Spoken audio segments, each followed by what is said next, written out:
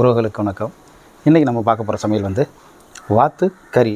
எண்ணெய் சூடாகிட்டு நம்ம இதில் இந்த பட்டை மிளகா போட்டுக்கலாம், வெங்காயத்தையும் போட்டுக்கலாம்.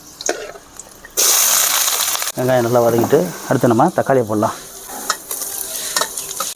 நல்லா தக்காளி வதக்கிட்டு இந்த நேரத்தில் தனி மிளகாத்தூளை நம்ம இதில் ஒரு ஸ்பூனு சேர்த்துக்கலாம். நம்ம கருவேப்பிலை சேர்த்துக்கலாம். நம்ம இஞ்சி பூண்டு பேஸ்ட்டு இதில் இப்போ கலந்துக்கலாம். இடித்து வச்சுருக்கோம் இல்லைங்களா, சோம்பு ஜீரகம், அதை கலந்துக்கலாம்.